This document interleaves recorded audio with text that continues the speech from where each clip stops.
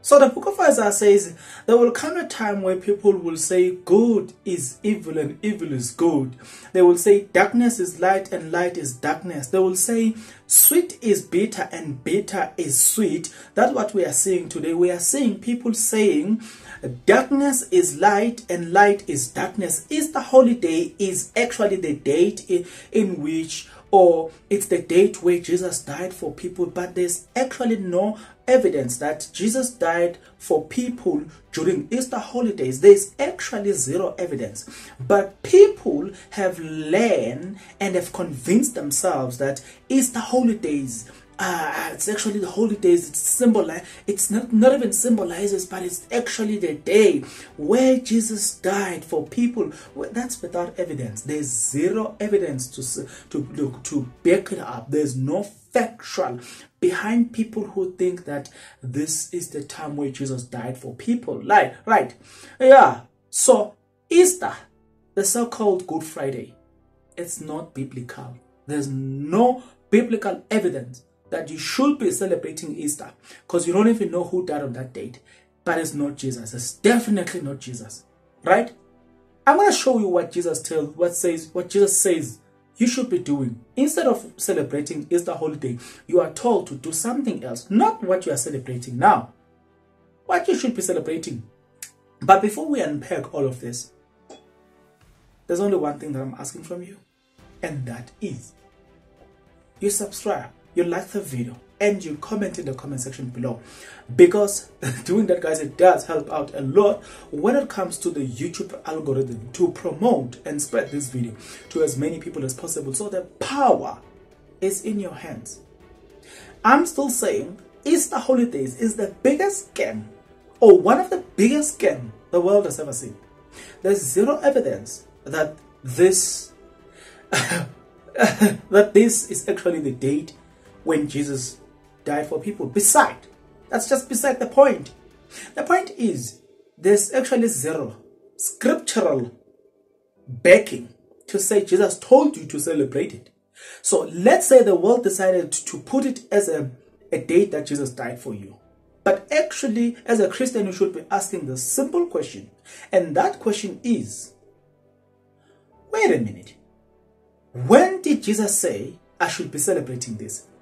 So you could be going out there celebrating, sacrificing, but actually you are doing something that in return there's no spiritual benefit for doing it, because God has never told you to do it. You are doing it because the world has told you to do it in the name of God, but it does not mean it is of God. Wait. Before you start saying, yo, critics, blah, blah, wait.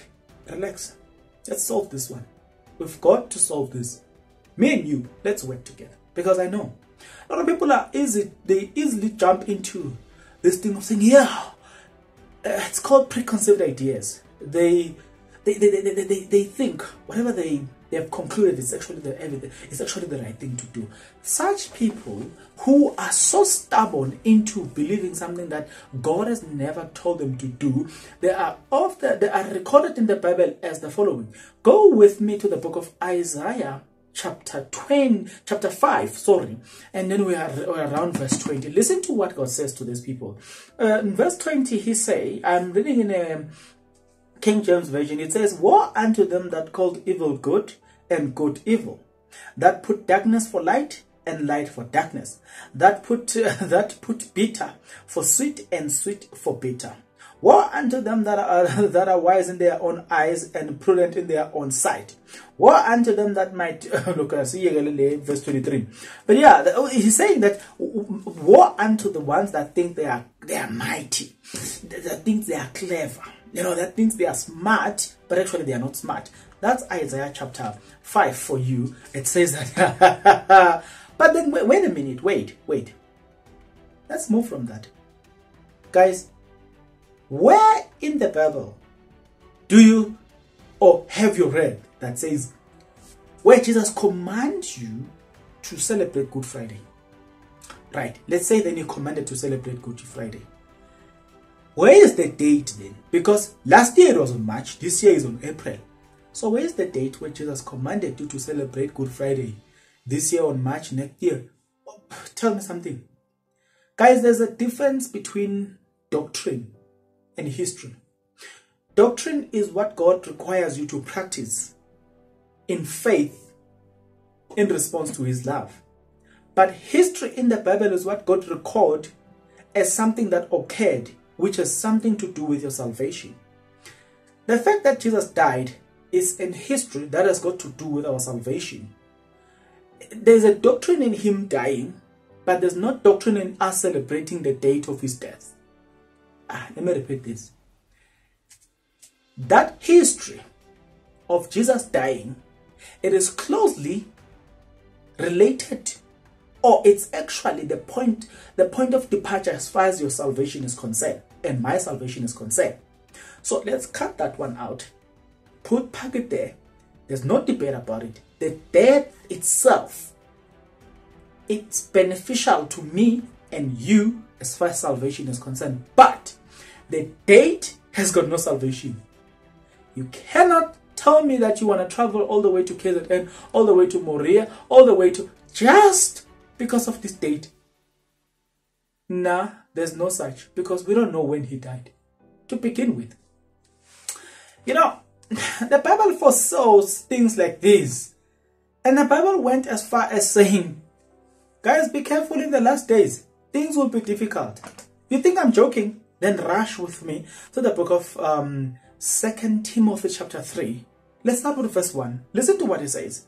This know also that in the last days perilous times shall come. For men shall be lovers of themselves, covetous, boasters, proud, blasphemous, disobedient, be disobedient to parent, and unthankful, and unholy, without natural affection, trace breakers, false accusers, incontinent, false, despisers of those that are good, right?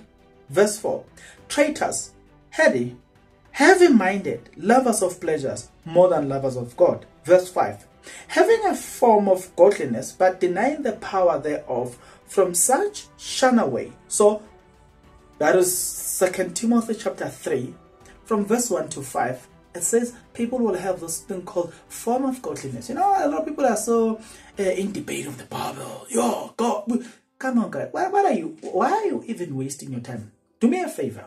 Ask your pastor this question. There are things that God told us to do, such as being kind to one another. It's what we are told, and God is clear on the matter. It's a commandment. God has told us to love one another. He's clear on the matter. God has told us that we shouldn't steal. He's clear on the matter. Don't sleep with your brother's wife or anybody that's not your wife. Is clear on the matter. Don't hurt others. It's clear on the matter. God, it's a direct command. It's very clear on the matter. But show me a command in the Bible where God tells us, go and celebrate Good Friday for me. There's no such. Not even a single verse. You can search from Genesis to Revelation. There's not even a single verse.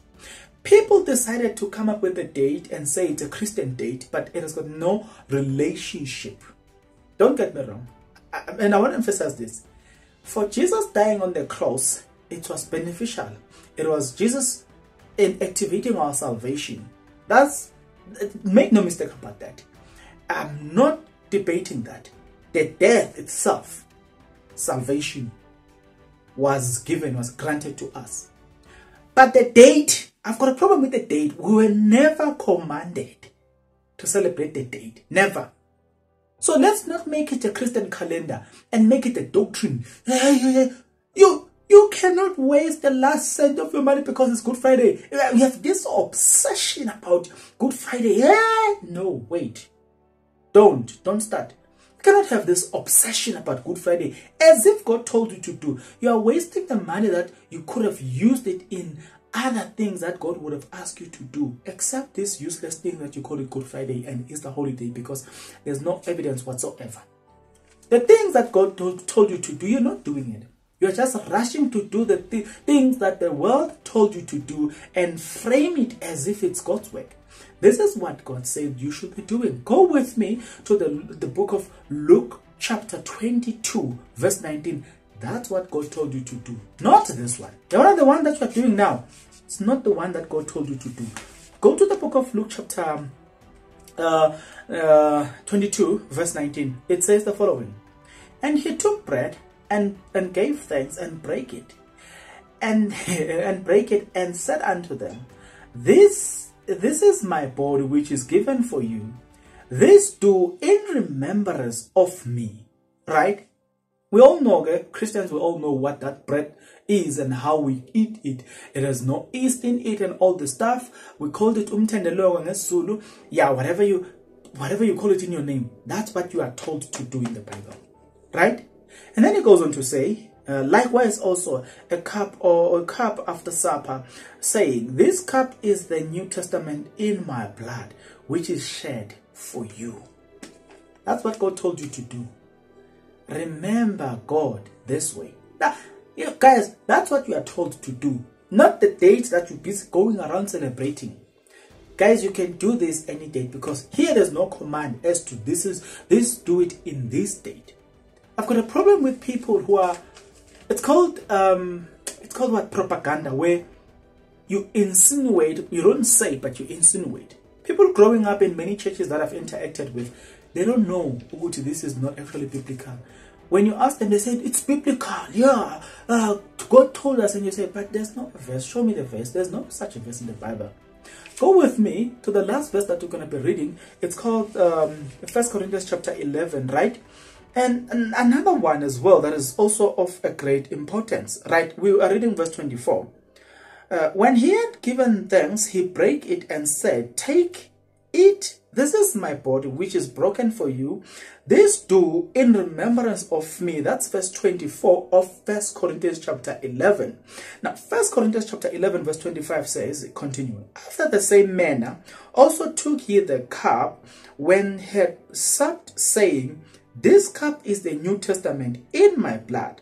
This do ye as often as ye drink it in remembrance of me. So, guys, what you are told to do in the Bible, a simple thing. If you remember Jesus, you're breaking the bread, you're drinking the wine, unfermented wine. Those are the things that, and bread, by the way, I'm not referring to the normal bread. That one does not have yeast and all the stuff. We all know how they bake it. It's a different topic for a different day, but that's how you remember. That's how you remember Jesus. My problem with all of this insane infatuation of going all around the country, you might be involved in an accident unnecessarily. I'm here to celebrate Good Friday. Who told you to do it to begin with? There's a problem when people do things for God when God didn't tell you to do. Then there's a problem right there. You tell God that this is how you save me without an evidence that God said you should be doing it. I don't care whether people decided on the date, but that's actually delusional. The fact that you're doing things that you are never told to do, but you give it a Christian name and now suddenly it is holy. Colonialism started there when these white folks who infiltrated Africa manipulated the Bible, and then people today have a problem with the Bible out of manipulation of the Bible. The Bible was never the problem, but the interpreters of the Bible are the problems. That is the thing that we're facing today. The pastors and evangelists are the problem. Today people will be telling us about the 7 words and everything. I'm not saying Jesus didn't say those things. I'm saying it's not a doctrine. So there's a doctrine, there's a history in the Bible. History, it is where what is recorded that it occurred, but it doesn't mean you should be doing it. Doctrine is what you are told to practice, something that will help you prevent being evil, such as being kind to one another. That's a doctrine that it's something you need to practice. Don't steal, don't sleep with your brother's wife or anybody that is not your wife. You know, all those good things that you should be doing. Be kind to your parents, to your mothers, to your daughters, to your wife, to your husband. Love one another. That's the thing that you need to be doing. Now, you find people who have zero interest in the religion. Suddenly, in Easter holiday, they're infatuated by this feeling of Good Friday. They're down, up and down, you know, celebrating Good Friday. Jesus dead. Guys, come on. I just want one evidence. Show me just one evidence. Just one evidence. One, that Jesus said we should celebrate his death on Easter holidays. And I want to make this clear. If you want to challenge me on this one, I want to make this categorically clear that I am not contesting that Jesus died, and I'm not making invalid his death, but I am saying the date in which we are celebrating his day, his death, well, you were never told to celebrate it. You were never instructed by God to celebrate it on Easter holidays, blah, blah, blah, blah, blah. No. Jesus was more concerned about dying for you. You should be focusing on why Jesus died for me, and take that, translate that into your day-to-day life. If you understand the life he lived before the cross and the reason why he died on the cross, that alone is a science enough to convert you from evil to good. This date that you are so infatuated about has never been a doctrine, you've never been told to celebrate. There's zero evidence for that, and stop it right now. Bye-bye, guys. I'll see you on the next video. But until then, please take care.